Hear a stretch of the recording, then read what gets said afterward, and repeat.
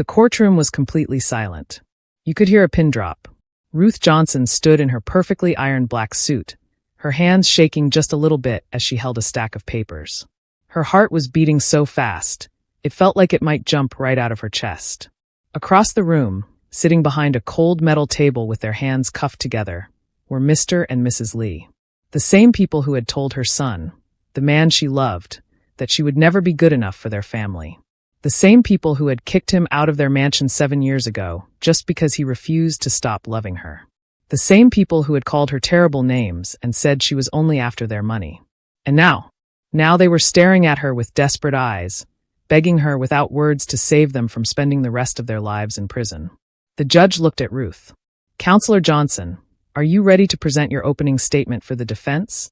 Ruth opened her mouth to speak, but no words came out. Her mind flashed back to that horrible rainy night 7 years ago when everything fell apart. She remembered the tears, the screaming, the choice that broke her heart into a million pieces. "Counselor?" the judge asked again, sounding a bit annoyed now. Ruth took a deep breath. This was it, the moment that would change everything. But how did she even get here? How did the woman who was once kicked out of a mansion end up being the only person who could save the people who destroyed her happiness? If you want to know how this incredible story unfolds, keep watching. And comment below, where are you watching from? Drop your country or city in the comments right now. And don't forget to subscribe, like, and share. Let's go back 7 years. Ruth Johnson was 24 years old and in her final year of law school. She wasn't rich.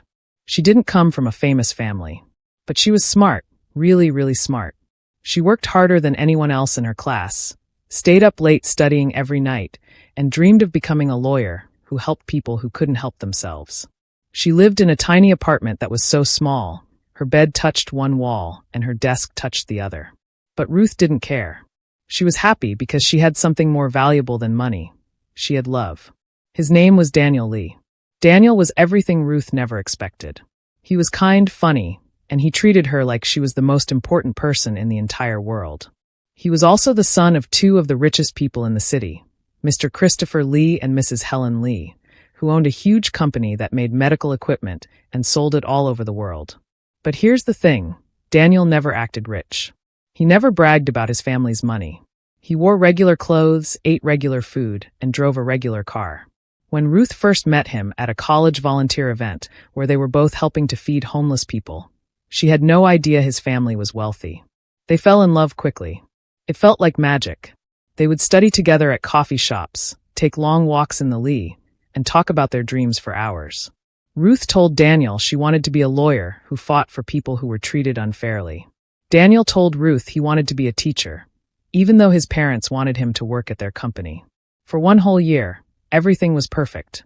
But then, Daniel's parents found out about Ruth. It happened on a cold Tuesday evening in November. Daniel had invited Ruth to have dinner with his family. She was so nervous, her hands were sweating the whole car ride to their house. Well, calling it a house wasn't really fair. It was a mansion. A huge, beautiful mansion with a fountain in front, a circular driveway, and windows so big they looked like they belonged in a castle. "Don't worry," Daniel said, holding her hand as they walked to the front door. "They're going to love you. Just be yourself." Ruth wore her nicest dress, a simple blue one she had bought from a sale rack. She had practiced her smile in the mirror 50 times. She wanted to make a good impression so badly. A woman in a black and white uniform opened the massive front door. "Good evening, Mr. Daniel," she said with a small bow. Inside, everything was fancy. The floors were made of shiny marble. There were paintings on the walls that looked like they belonged in museums. A huge chandelier hung from the ceiling, escaling like diamonds. Daniel's parents were waiting in the dining room. Mr. Lee was a tall man with gray hair, wearing an expensive suit even though he was at home. He had a serious face that didn't smile much. Mrs. Lee was elegant and beautiful, wearing a pearl necklace and a dress that probably cost more than Ruth's entire college tuition. "Mother, father," Daniel said, his voice happy and proud. "This is Ruth. Ruth, these are my parents." Ruth smiled her best smile and bowed politely. "It's so nice to meet you, Mr. and Mrs. Lee. Thank you for inviting me to your beautiful home." Mrs. Lee's eyes scanned Ruth from head to toe. Her expression didn't change, but something cold flickered in her eyes. Mr. Lee nodded once. "Sit down," he said. It wasn't friendly. It was a command. The dinner was the most uncomfortable hour of Ruth's life. Servants brought out course after course of food, soup, salad, fancy fish, tiny vegetables arranged like art on the plate. Ruth barely ate anything. Her stomach was tied in knots. Mrs. Lee asked questions, but they weren't the nice kind. "What do your parents do for work, Ruth?" "My mom is a nurse and my dad drives a delivery truck," Ruth answered honestly. Mrs. Lee's lips pressed together in a thin line. "I see. Where did you go to high school?" Mr. Lee asked. "Lincoln Public High School," Ruth said. "Public school," Mrs. Lee repeated like the words tasted bad in her mouth. Daniel tried to jump in. "Ruth is at the top of her class in law school. She's going to be an amazing lawyer." "Daniel," Mr. Lee interrupted, his voice sharp. "We need to discuss something important. Privately." Ruth's heart sank. She knew what was coming. "Excuse me," she said quietly, standing up from the table. A servant showed her to a waiting room down the hall. As soon as she left, the yelling started. Even though the mansion was huge and the doors were thick, Ruth could hear their voices getting louder and angrier. "Have you lost your mind? She's not right for this family.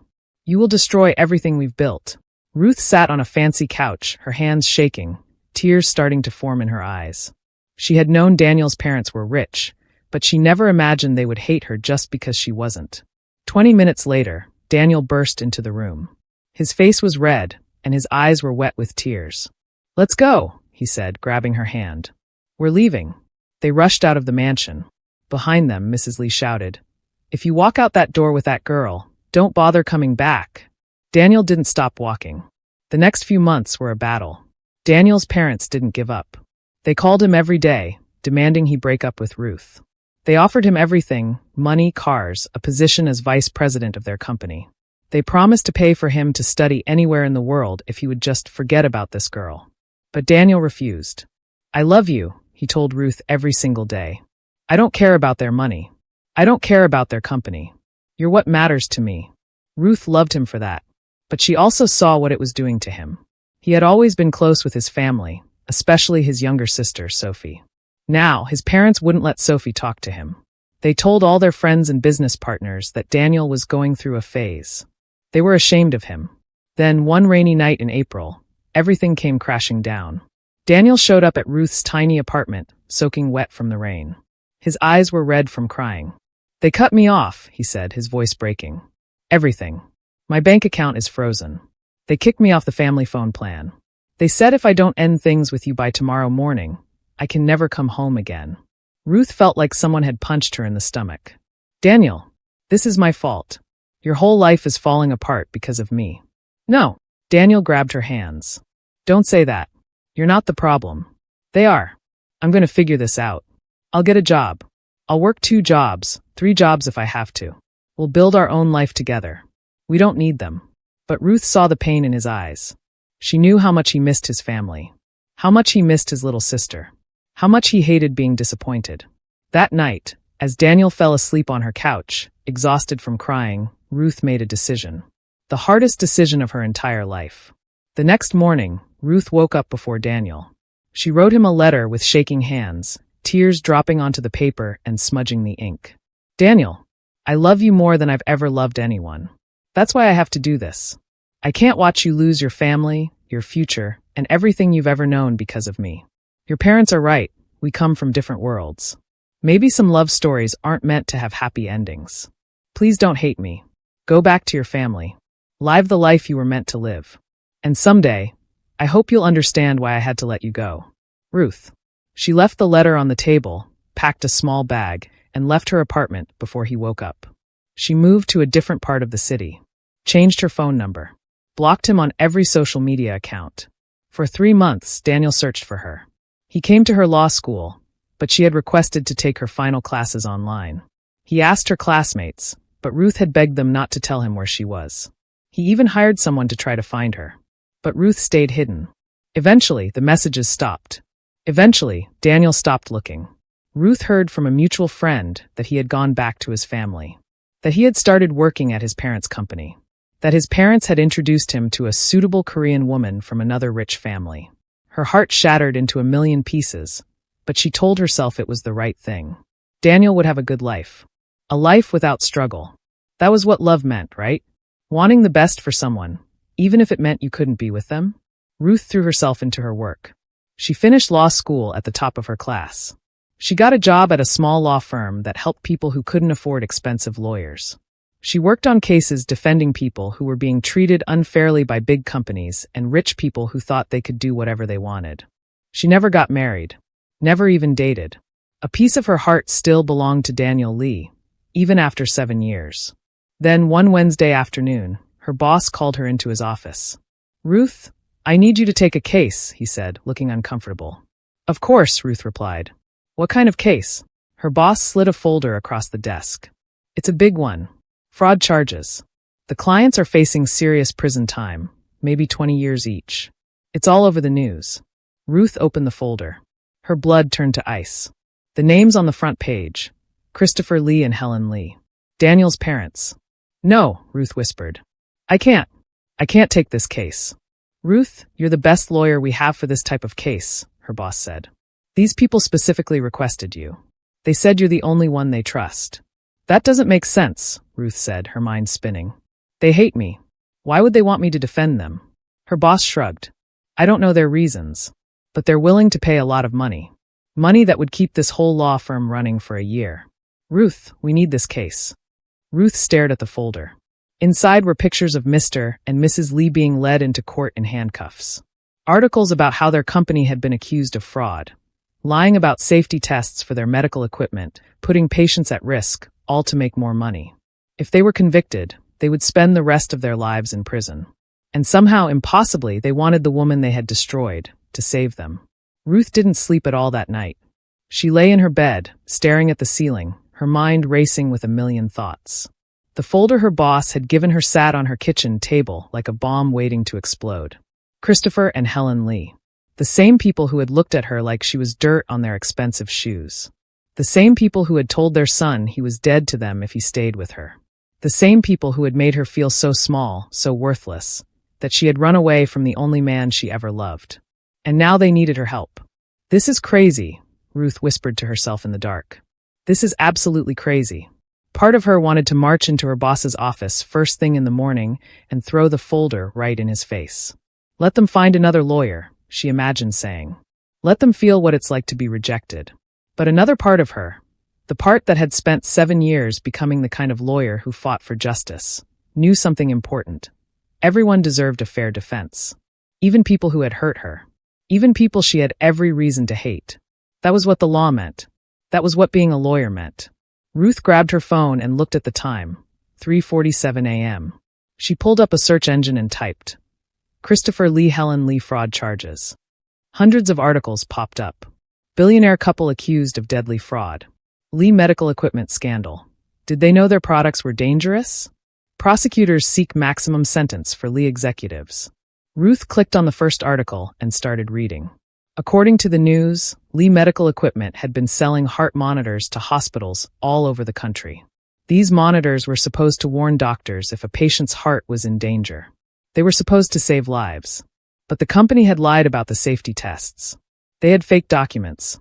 They had known the monitors didn't work properly, but they sold them anyway because fixing the problem would cost too much money. Because of those faulty monitors, 12 people had died. 12 people whose hearts stopped, and the monitors never warned the doctors in time. And Mr. and Mrs. Lee, as the owners of the company, were being blamed for all of it. Ruth felt sick to her stomach. If this was true, if they really knew people would die and sold the products anyway, then they deserved to go to prison. But what if it wasn't true? What if someone else in the company had done this without telling them? What if they were being set up? Ruth closed her laptop and rubbed her tired eyes. "I need to at least meet with them," she said out loud. "I need to hear their side of the story before I decide." 2 days later, Ruth walked into the county jail. She had been to jails before for other cases, but this time felt different. Her heart was pounding so hard, she thought the security guards might hear it when they checked her bag. "I'm here to see Christopher and Helen Lee," she told the woman at the front desk, showing her lawyer identification. The woman looked bored. "Room 7. Down the hall, last door on the right." Ruth's hands were sweating as she walked down the long hallway. Her high heels clicked on the floor. Click, click, click. Each step taking her closer to the people she never thought she'd see again. She stopped in front of the door marked 7, and took a deep breath. "You're a professional," she told herself. "You can do this." She opened the door. Inside the small, gray room, Mr. and Mrs. Lee sat at a metal table, wearing orange jail uniforms. They looked so different from the powerful, elegant people she remembered. Mr. Lee's face was tired and wrinkled. Mrs. Lee's hair, which had always been perfectly styled, was pulled back in a simple ponytail. No pearls. No expensive clothes. No servants. They looked ordinary. And scared. When they saw Ruth walk in, Mrs. Lee's eyes filled with tears. "You came," she whispered. Ruth sat down across from them, keeping her face neutral and professional.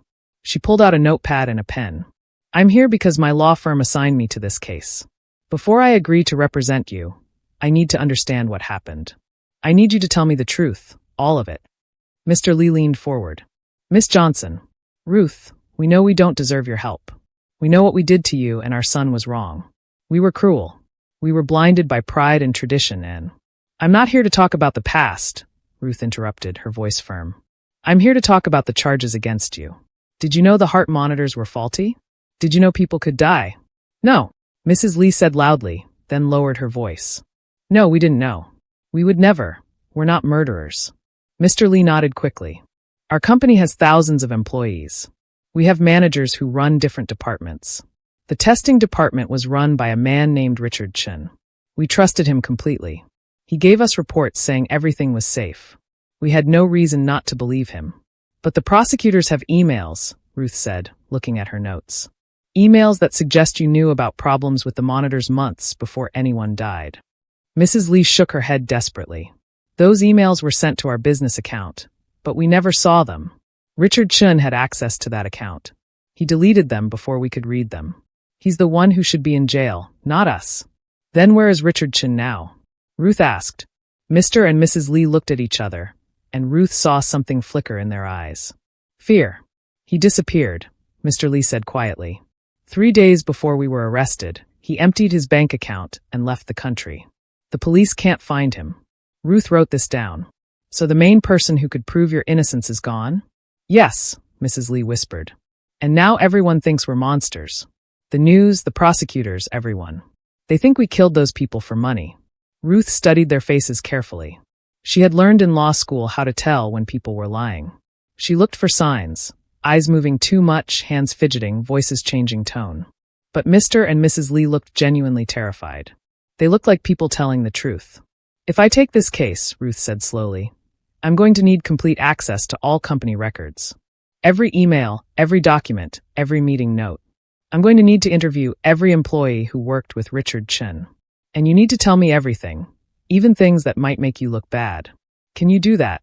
"Yes," they both said at the same time. "Anything you need," Mr. Lee added. "We'll give you anything." Ruth closed her notepad. "I'm not promising anything yet. I need to review the evidence first. I'll give you my answer in 3 days." As Ruth stood to leave, Mrs. Lee reached out and grabbed her hand. "Ruth, please. I know we don't deserve your kindness. I know we tried to destroy your happiness. But we're begging you." Tears ran down her face. "We didn't do this. We didn't kill those people. Please help us prove it." Ruth gently pulled her hand away. "I'll be in touch." Ruth spent the next 2 days buried in documents. Her entire apartment was covered in papers, company records, emails, financial statements, witness testimonies. She ordered takeout food and barely slept, reading everything she could about Lee medical equipment and the faulty heart monitors. The more she read, the more she believed Mr. and Mrs. Lee might actually be innocent. All the evidence pointed to Richard Chen. He was the one who had signed off on the fake safety tests. He was the one who had received complaints from hospitals and hidden them. He was the one who had made millions of dollars in bonuses for cutting costs. Costs he cut by skipping proper safety checks. But proving that in court would be hard. It's really hard, especially with Richard Chen gone.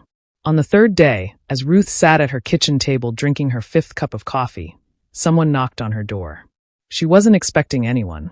Ruth looked through the peephole and froze. Standing in her hallway was a man she hadn't seen in 7 years. Daniel Lee. Her hands started shaking. Her heart felt like it stopped beating for a second, then started beating triple speed. No, she thought. I'm not ready for this. Daniel knocked again. Ruth? I know you're in there. I saw your shadow under the door. Please. I just need to talk to you for 5 minutes. Ruth's mind was racing. She could pretend she wasn't home. She could tell him to go away. She could. Please, Daniel said, and his voice cracked. 5 minutes. That's all I'm asking. Ruth took a deep breath, unlocked the door, and opened it. 7 years had changed him. Daniel was 31 now, not 24. He looked more mature, more serious. He wore an expensive suit, the kind his parents used to wear. His hair was styled perfectly. He looked like a successful businessman. But his eyes were the same. Warm. Sad. Full of emotions. Hi, he said softly. Hi, Ruth replied, her voice barely above a whisper. They stood there for a moment, just staring at each other. Can I come in? Daniel asked. Ruth stepped aside and let him enter her small apartment. She felt embarrassed suddenly. Her apartment was so tiny compared to where he probably lived now. Papers were everywhere. She was wearing old sweatpants and a wrinkled t-shirt. Daniel looked around at all the documents spread across her table and floor. You're really considering taking their case? How did you know where I live? Ruth asked instead of answering. I hired someone to find you, again, Daniel admitted. When I heard my parents had requested you as their lawyer, I had to see you. I had to know if you were really going to help them after everything they did to us. To us? Ruth felt a flash of anger. There is no us, Daniel. There hasn't been an us for 7 years. Because you left. Daniel's voice rose. You left without even giving me a choice. You just disappeared and made the decision for both of us. I left because loving me was destroying your life. Ruth shouted back. Your parents cut you off. Your whole family disowned you. I wasn't going to let you throw away everything because of me. That was my choice to make. Daniel said, his eyes getting wet. You didn't get to decide what was best for me. I was willing to lose everything for you, and you just gave up on us. Ruth felt tears running down her face. I didn't give up. I let you go. There's a difference. They stood in silence for a moment, both breathing hard, both crying. Daniel wiped his eyes. After you left, I looked for you for months. When I finally couldn't find you, I fell apart. I went back to my parents because I had nowhere else to go. They made me work at the company. They introduced me to other women. They tried to make me forget you. Did you? Ruth asked quietly. Forget me. Daniel looked directly into her eyes. Not for a single day. Ruth's heart ached. Daniel, why are you here? I came to tell you not to take this case, Daniel said. My parents don't deserve your help. They're not good people, Ruth. They're exactly what the prosecutors say they are, greedy people who only care about money. Ruth was shocked. You think they're guilty? I know they are, Daniel said bitterly. I've worked at that company for 6 years. I've seen how they operate. They've always put profits over people. Always. When the first complaints about the monitors came in, I told them to shut down production and fix the problem. Do you know what my father said? He said, we'll deal with it after we finish this quarter's sales. People died because they wanted to make their sales numbers look good. Ruth felt her stomach turn. Do you have proof of this? I have emails, documents, meeting notes. Daniel pulled out his phone. I'll give you everything. I'll testify against them if I have to. They deserve to go to prison. Even though they're your parents? Ruth asked. They stopped being my parents the day they made me choose between them and you, Daniel said coldly. And I chose wrong. I should have fought harder for you. I should have told them to go to hell and never looked back. But I was weak and now it's too late. Ruth's mind was spinning. If Daniel was telling the truth, if Mr. and Mrs. Lee really had known about the dangerous monitors and sold them anyway, then they were guilty of murder. She couldn't defend people like that. She wouldn't. But something didn't add up. Daniel, Ruth said carefully, why would your parents specifically request me as their lawyer if they're guilty? Why would they want the woman they hate to defend them? Daniel looked confused. I don't know. And if you have all this evidence proving they're guilty, why haven't you given it to the prosecutors already? Daniel's face changed. He looked uncomfortable. I wanted to talk to you first. That's not an answer, Ruth pressed. Something isn't right here. Before Daniel could respond, Ruth's phone rang. It was her boss. Ruth, turn on the news right now, he said urgently. Ruth grabbed her TV remote and switched it on. The news was showing a press conference. A man in a suit was standing behind a podium with microphones. The caption at the bottom of the screen read, Richard Chun, former Lee medical executive, speaks out. Ruth's jaw dropped. Richard Chun, The man who had supposedly disappeared was right there on TV, very much not disappeared. "I'm here today to tell the truth," Richard Chin said to the cameras. Christopher and Helen Lee knew the heart monitors were faulty. "I have emails, recordings, and documents proving they ordered me to hide the safety problems. I was just following their orders. They're trying to make me the scapegoat, but I won't let them. The truth will come out." Ruth felt like the floor had dropped out from under her. Daniel stared at the TV, his face pale. "This changes everything." Ruth's phone rang again. This time it was the jail calling. She answered. "Hello, Miss Johnson." It was a guard. "Mrs. Lee is asking to speak with you urgently. She says it's an emergency. She says you're the only one who can save them now." Ruth's hand trembled as she held the phone to her ear. "Put her on," Ruth said to the guard. There was a clicking sound. Then Mrs. Lee's panicked voice came through the line. "Ruth, did you see the news? Did you see what Richard Chin said?" "I saw it," Ruth replied, watching Daniel's face as she spoke. He was still staring at the TV screen, his expression unreadable. "He's lying," Mrs. Lee cried. "Everything he said is a complete lie. He's the one who hid the problems. He's the one who faked the documents. He's trying to blame us to save himself." "Mrs. Lee, calm down," Ruth said firmly. "I need you to listen to me carefully. Does Richard Chin have any emails or recordings that could hurt your case?" There was silence on the other end. Too much silence. "Mrs. Lee? There are emails," Mrs. Lee admitted, her voice shaking. "But they're taken out of context. We never told him to hide safety problems. We told him to handle the complaints, and we thought he was going to fix them properly. He twisted our words." Ruth felt her lawyer instincts kick in. "I'm coming to see you right now. Don't talk to anyone else. Not the guards, not other inmates, not even your husband until I get there. Do you understand?" "Yes," Mrs. Lee whispered. "Please hurry." Ruth hung up and grabbed her jacket. "Where are you going?" Daniel asked. "Back to the jail. Your parents need to explain exactly what's in those emails before this gets worse." Daniel grabbed her arm. "Ruth, wait. There's something I need to tell you first." Ruth pulled her arm away. "Unless it's information that will help me understand this case, it can wait." "It is about the case," Daniel said desperately. I haven't been completely honest with you." Ruth froze. "What do you mean?"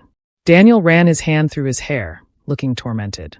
"The evidence I said I had against my parents, it's not as clear as I made it sound. I was angry when I came here. I wanted you to refuse the case because I didn't want you to get hurt by them again. But the truth is, I don't actually know if they're guilty." Ruth stared at him in disbelief. "You lied to me?" "I didn't lie exactly. You told me you had proof they knew about the faulty monitors. You said you'd testify against them. I have emails where they talked about cutting costs and speeding up production," Daniel said quickly. "But I don't have anything that specifically shows they knew the monitors would kill people. I was exaggerating." Ruth felt fury rising in her chest. "Do you realize what you almost made me do? I almost walked away from this case based on your lies. Your parents could have been left without a good lawyer because of you."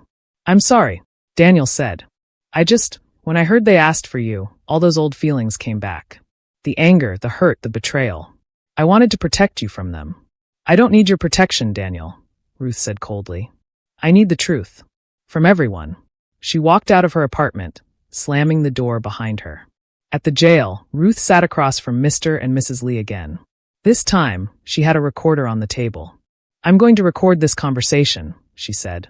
"And you're going to tell me everything, the complete truth, no matter how bad it makes you look. If I'm going to defend you, I need to know exactly what I'm working with." Mr. Lee nodded slowly. "We understand." "Start from the beginning," Ruth said. "Tell me about Richard Chin." Mr. Lee took a deep breath. "We hired Richard 8 years ago. He came with excellent references from another medical company. He was smart, efficient, and he knew how to run a testing department. For the first few years, everything was fine. Then about 2 years ago, our company started struggling financially," Mrs. Lee continued. "We had invested in developing these new heart monitors, but the development costs were much higher than we expected. We were losing money every month. We had a board meeting," Mr. Lee said. "The board members were pressuring us to either make the heart monitors profitable or shut down that division entirely. Shutting it down would have meant laying off 300 employees." Ruth listened carefully, taking notes. "Richard came to us with a proposal," Mrs. Lee said. "He told us he could cut the testing costs by 30% without compromising safety. He said he'd found more efficient testing methods that would give us the same results for less money. Did you ask him how? Ruth asked. Yes, Mr. Lee said. He gave us a presentation with charts and data. It all looked legitimate. He said instead of running each monitor through 6 months of testing, he could run them through 3 months of accelerated testing that would catch the same problems. And you believed him? Mrs. Lee's eyes filled with tears. He was the expert. We're business people, not engineers. We trusted that he knew what he was doing. What about the emails Richard Chin mentioned? Ruth asked. The ones where you supposedly told him to hide safety problems? Mr. Lee pulled out some papers, copies of emails that his lawyer had gotten for him. Here, read them yourself. Ruth read through the emails carefully. Email 1. From Christopher Lee. To Richard Chin. Subject, hospital complaints. Richard, I'm hearing reports of complaints from hospitals about the monitors. Handle this quickly and quietly. We can't afford bad publicity right now. Email 2. From Helen Lee. To Richard Chin. Subject, testing delays. The delays in shipping are unacceptable. Whatever the issue is, fix it and get those monitors out the door. Our investors are watching our numbers closely. Ruth looked up. I can see how a prosecutor could make these look bad. But we didn't mean hide the problems. Mrs. Lee said desperately. When Christopher said, handle it quietly, he meant fix whatever issues the hospitals were having without making a big public announcement that would scare other customers. When I said fix it and get them out the door, I meant fix the delays in the shipping department, not ignore safety issues. The problem is, Ruth said slowly, these emails are vague enough that they could be interpreted either way. Mr. Lee put his head in his hands. We were stupid. We should have been more specific in writing. We should have demanded detailed reports about every complaint. We were too busy trying to save the company, and we didn't pay close enough attention. That's not the same as murder, Ruth said. Being negligent and being criminal are two different things. But I need to prove that you genuinely didn't know the monitors were deadly. How do we do that? Mrs. Lee asked. Ruth thought for a moment. We need to find someone who worked closely with Richard Chin. Someone who can testify about what he was really doing and what he was hiding from you. Ruth spent the next week interviewing everyone who had worked at Lee Medical Equipment. Most people were too scared to talk. They had already lost their jobs when the company shut down, and they didn't want to get involved in a criminal trial. But then Ruth found someone important. Her name was Grace Kim, and she had been Richard Chen's assistant for 3 years. Ruth met her at a small coffee shop far from the courthouse. Grace was a young woman, maybe 26 years old, with nervous eyes. She kept looking around like she was afraid someone was watching her. Thank you for agreeing to meet with me, Ruth said gently. I almost didn't come, Grace admitted. But I can't sleep at night knowing what I know. Those people who died, their families deserve the truth. What do you know, Grace? Grace pulled out a laptop from her bag. I kept copies of everything. Emails, files, recordings. Richard Chin made me delete them from the company's servers, but I kept backup copies because something felt wrong. Ruth's heart started beating faster. What's on there? Proof, Grace said simply. Proof that Richard Chin knew the monitors were failing and that he deliberately hid it from Mr. and Mrs. Lee. She opened the laptop and showed Ruth a series of emails. Email, hidden from Mr. and Mrs. Lee. From, hospital administrator. To Richard Chin. Subject, urgent monitor failure. Mr. Chin, 3 of your heart monitors failed in our ICU this week. 2 patients nearly died because the monitors didn't alert us to heart problems. We need answers immediately.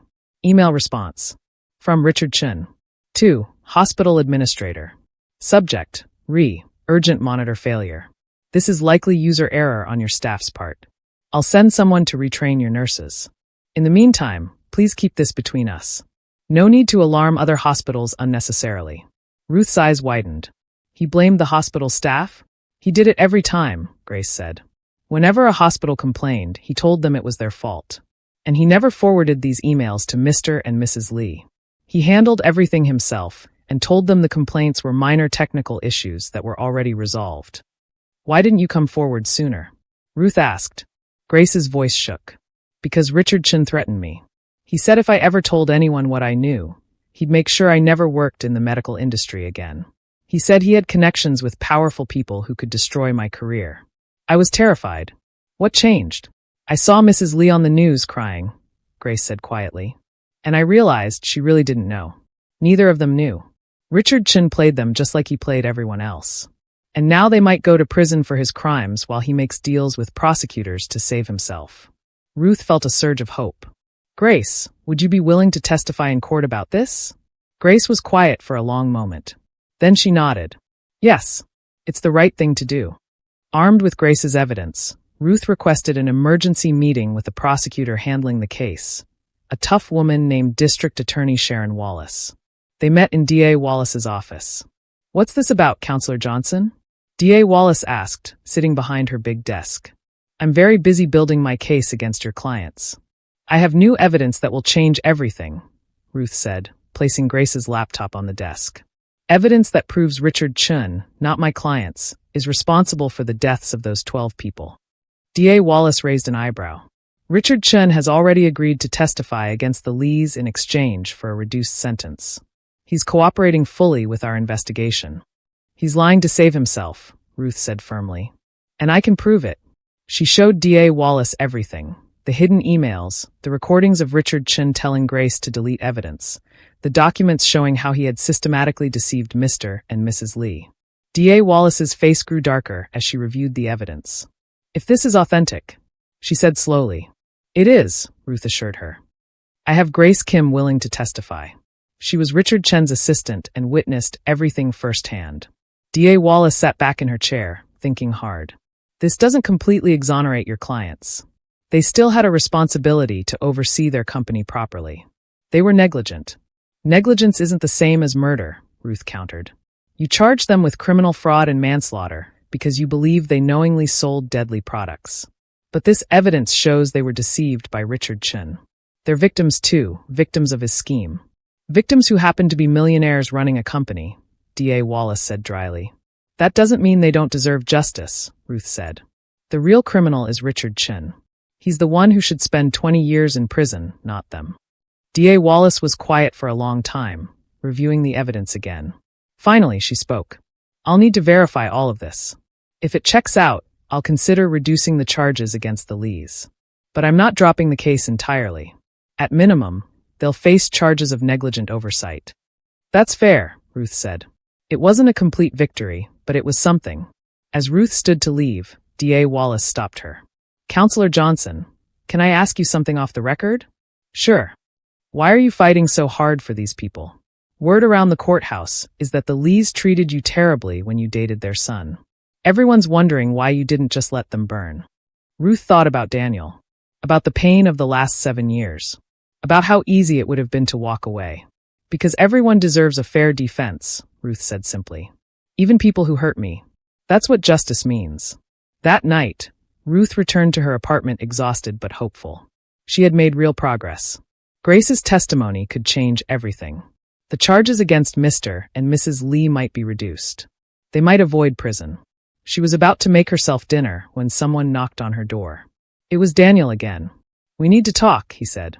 He looked terrible, like he hadn't slept in days. Daniel, I'm really tired. Richard Chin contacted me, Daniel interrupted. Ruth froze. What? He called me this afternoon. He said if you don't drop this case and convince my parents to plead guilty, he's going to release information that will destroy our family. What information? Daniel's voice dropped to a whisper. Information about me. About us. About what really happened 7 years ago. Ruth felt her blood run cold. What are you talking about? Daniel looked at her with tortured eyes. The reason I really went back to my parents 7 years ago, it wasn't just because you left. There's something I never told you. Something that Richard Chun somehow found out about. And if it comes out in court, he couldn't finish the sentence. Daniel, what did you do? Ruth asked, her voice shaking. Ruth's apartment suddenly felt too small, too quiet. She could hear her own heartbeat pounding in her ears as she stared at Daniel. Tell me everything, she said. Right now. Daniel walked to her window and looked out at the city lights, unable to meet her eyes. 7 years ago, after you left, I was devastated. I couldn't eat, couldn't sleep. I was angry at my parents, angry at you, angry at the whole world. I know all this, Ruth said impatiently. What does this have to do with Richard Chun? I'm getting there, Daniel said, his voice tight.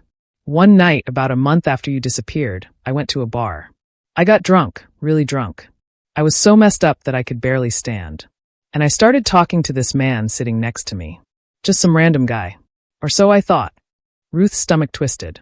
It was Richard Chen, wasn't it? Daniel nodded slowly. But I didn't know that then. He seemed nice, friendly.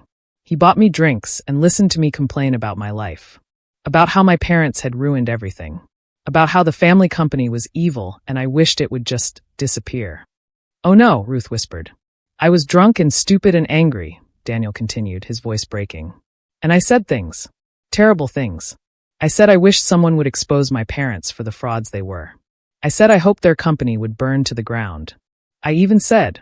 He paused, unable to continue. What did you say, Daniel? I said I didn't care if their medical equipment hurt people, as long as it destroyed my parents' reputation, Daniel finally admitted, tears streaming down his face. I didn't mean it. I was drunk and heartbroken, and I just wanted them to hurt the way I was hurting. But Richard Chen recorded everything I said that night. Ruth sat down heavily on her couch. He planned this. He found you on purpose. I figured that out later, Daniel said. When Richard Chen started working on his scheme to hide the monitor problems, he made sure he had insurance. A recording of the owner's son saying he didn't care if the company's products hurt people. If anyone ever investigated him, he could claim the entire Lee family was corrupt, including me. Does anyone else know about this recording? Ruth asked. Just Richard Chen. And now you. Daniel finally turned to look at her.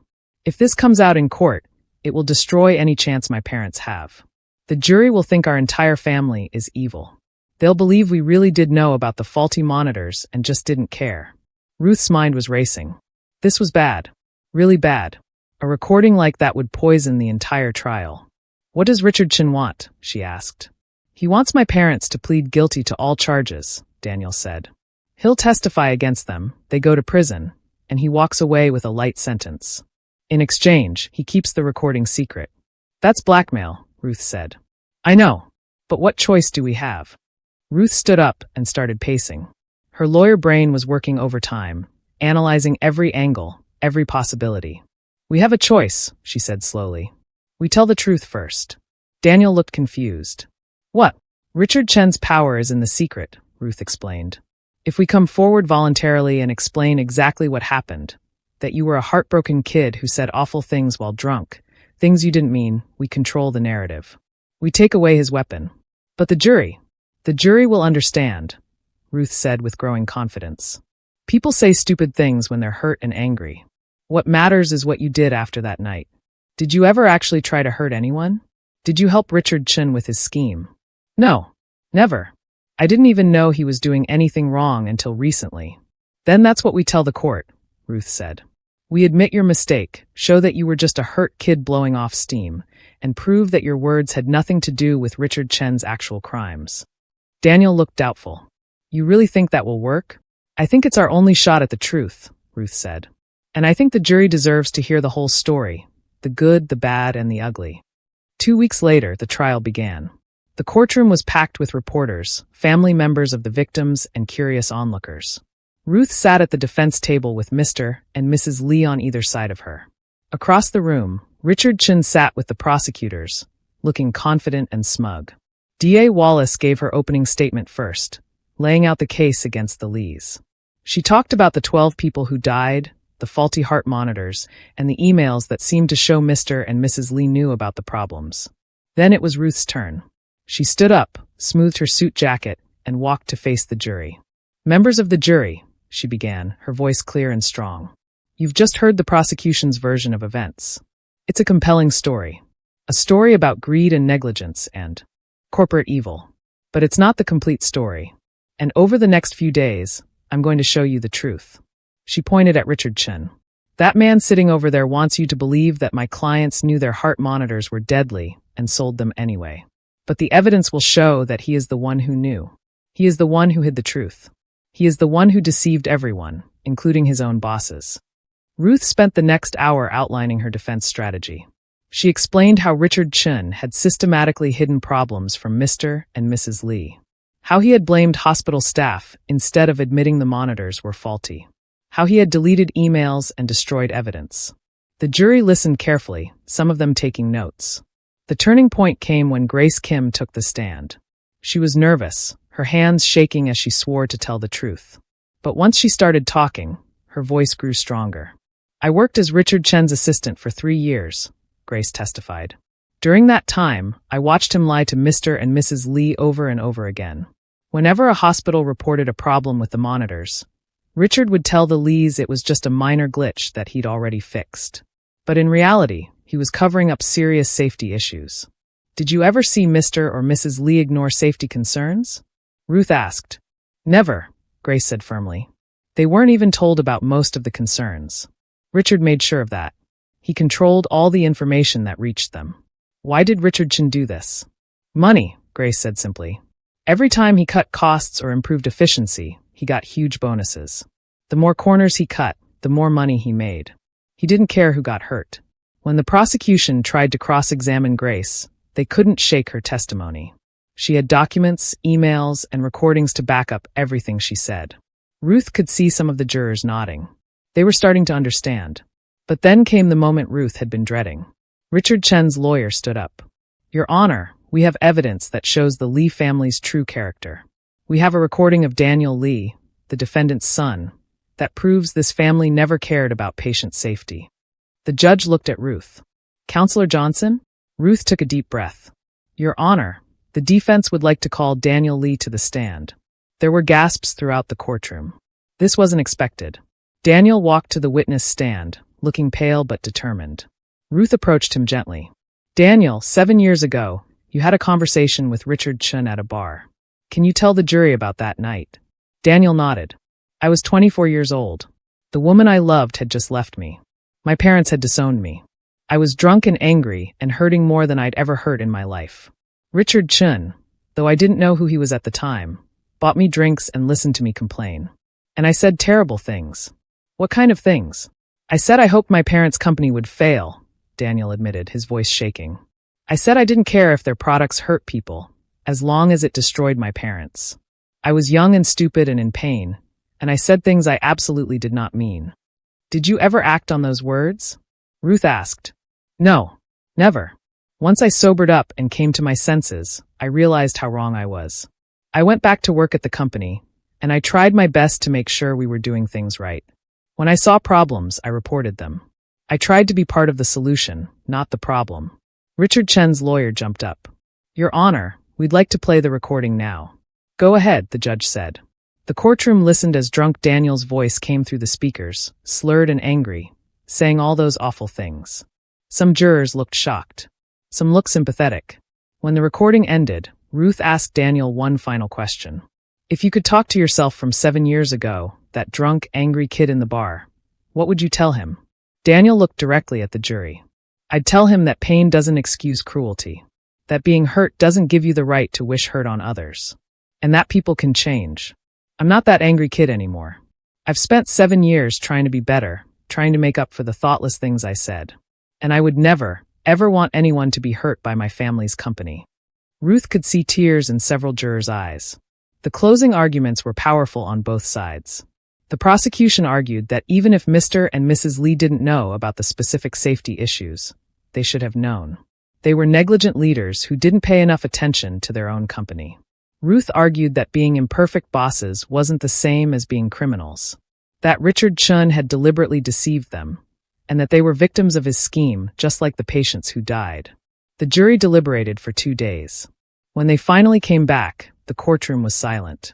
On the charge of criminal fraud, the jury foreman read, we find the defendants not guilty. Mrs. Lee started crying. On the charge of manslaughter, we find the defendants not guilty. Mr. Lee grabbed his wife's hand.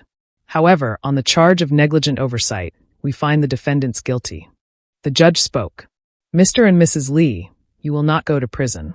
However, you will pay a substantial fine, perform community service, and you are permanently banned from holding executive positions in any medical company. Do you understand? Yes, Your Honor, they both said. It wasn't a complete victory. But it wasn't the 20 years in prison they had been facing either. As for Richard Chen, the evidence Grace and Ruth had provided led to new charges against him. He was eventually sentenced to 15 years in prison for fraud, evidence tampering, and causing death through criminal negligence. 3 months after the trial ended, Ruth was working at her desk when someone knocked on her office door. It was Mr. and Mrs. Lee. We hope we're not disturbing you, Mrs. Lee said softly. Not at all, Ruth said, gesturing for them to sit.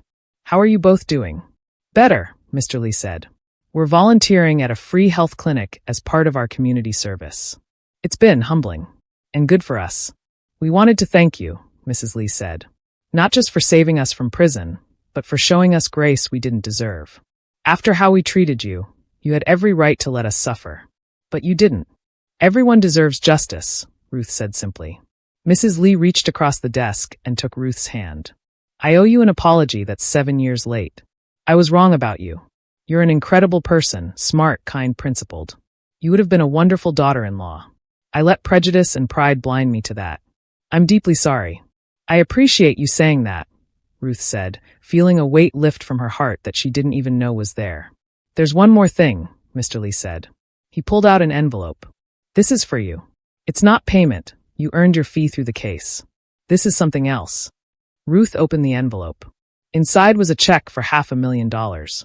We can't accept this, she started to say. It's not for you, Mrs. Lee interrupted. It's for your law firm. We know you help people who can't afford lawyers. This money should help you continue that work. Help people the way you helped us. Ruth felt tears in her eyes. Thank you. This will change so many lives. As they stood to leave, Ruth asked the question she'd been wondering about for months. How is Daniel? Mr. and Mrs. Lee exchanged glances. Why don't you ask him yourself? Mrs. Lee said with a small smile. He's waiting outside. Ruth's heart skipped a beat. She walked to the door and opened it. Daniel was standing in the hallway, holding a bouquet of flowers. He looked nervous. Hi, he said. Hi, Ruth replied.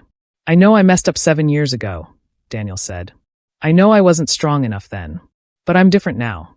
The trial changed me. Watching you fight for truth and justice, even when it was hard, you inspired me. I've left my parents' company. I'm going back to school to become a teacher, like I always wanted. I'm becoming the person I should have been all along. Daniel, I'm not asking you to take me back, he said quickly. I know too much time has passed. I just wanted you to know that you made me want to be better. And to say thank you. And to ask, could we maybe get coffee sometime? As friends, Ruth looked at this man who had broken her heart 7 years ago. But he wasn't the same person anymore. And neither was she. They had both grown. Both changed. Both learned what really mattered. I'd like that, Ruth said with a genuine smile. Coffee sounds nice. Really? Daniel's face lit up with hope. Really? But just coffee. We'll see where things go from there. That's all I'm asking for, Daniel said. A chance. As Ruth watched him walk away, his parents beside him, all 3 of them together but different than before, she felt something she hadn't felt in 7 years. Peace. Sometimes the hardest cases aren't the ones in courtroom. Sometimes they're the ones in our hearts. Learning to forgive, learning to let go of old pain, learning that people can change and grow and become better versions of themselves. Ruth had won the case. But more than that, she had won something else. The knowledge that doing the right thing, even when it's hard, even when it hurts, is always worth it in the end. Sometimes justice isn't just about laws and verdicts. Sometimes it's about grace, second chances, and the courage to believe in people, even people who once hurt you. And sometimes, just sometimes, the stories that break our hearts are the same ones that teach us how to heal. The end. Thank you so much for watching this incredible story. If you enjoyed it, please subscribe to this channel to support our growth. We create amazing stories like this every week. Drop a comment below and tell us, what did you think of Ruth's choice to defend the Lees? Would you have done the same? And what story should we tell next? Your comments help us create better content for you. Don't forget to hit that like button and share this with someone who loves a good story. See you in the next one.